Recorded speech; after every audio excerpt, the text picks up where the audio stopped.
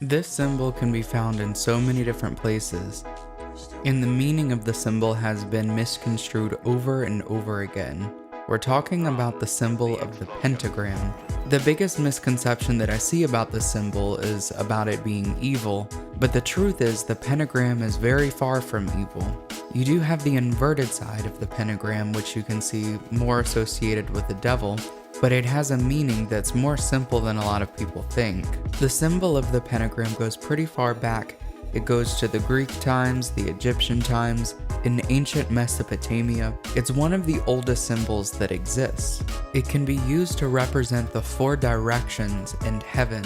So let's break down what exactly these 5 points are, or really 4 points plus a source. But the first thing to get started is we need to talk about how this is a symbol for the body. This is a symbol for form. So this 5-pointed star can be viewed at as the body having a head, the arms, and the legs. We have 4 limbs plus a head, much like the 4 directions plus spirit. So when it comes to the body and the way that we use our limbs, the way that we use the body, it all comes from the source, which is at the head, representing consciousness. 5 is also something that can represent senses. It is talking about sensuality. Our 5 senses are what helps us see, smell, hear, taste, and feel the universe, to feel existence around us. So the pentagram can be a symbol on how the internal world can interact with the external world. So you will often see the pentagram associated not just with the body and the 5 senses, but also with a bridge between the internal and the external, a bridge in between matter and spirit. Also, getting into the idea of the 5 senses and the sensuality, that also in some way links the symbol to both Venus and Earth. Venus is the planet that rules over sensuality. It rules over beauty, luxury. Venus rules over music. It rules over all of these sensual aspects. Earth also does. Earth is a representation for the physical manifestation. It represents the body itself. So the pentagram is actually a symbol for Earth, and I know this can be a little bit confusing, so let's dissect the pieces of the symbol for a second. Each point on the pentagram is representing one of these elements. We have 4 elements, but the top one here is going to be spirit. That is the secret element or the hidden element.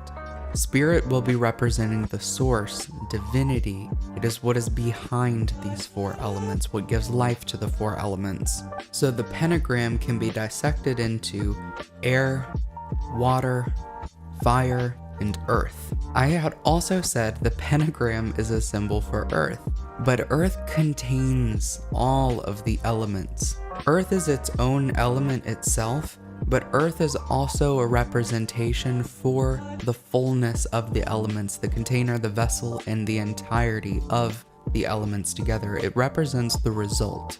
So if you are focused on creating something in life, whether this is music, a song, it's poetry, if you're creating a conversation, if you're creating literally anything in life, what you are doing is creating what could be called as the fruit. You have some sort of end result or product, and this could be represented as well by the pentagram. The pentagram puts spirit at the top. It honors spirit as the source. So that is where you get the inverted pentagram, putting spirit at the bottom, and it's putting earth and fire, it's putting all of these other elements above spirit.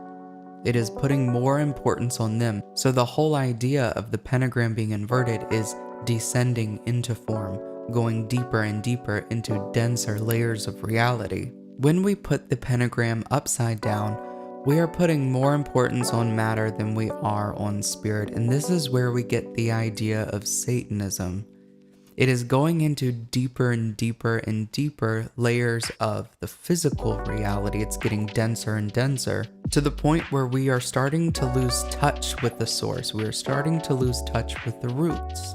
Humanity reaches this part of the bell curve where we must take a chance and we must make this turning point to be able to re-spiritualize, or actually, even better than that, unite these two, bring them together, bridge the gap. I think that this is especially important as we're in this time and age where we have things like AI. We are creating things that don't necessarily have a strong link to the creator itself. Don't get me wrong, we are made in the image of our creator, so we will create things as well. So I'm also not saying that AI in general is bad or evil, or that it should never be used, or it should be abolished or illegal. I do think that there probably should be regulations on it, there should be something going on around it, but AI is not a human. It is not human consciousness. Sure, it contains traces of this divinity, as I believe that everything is divinity, everything is this oneness.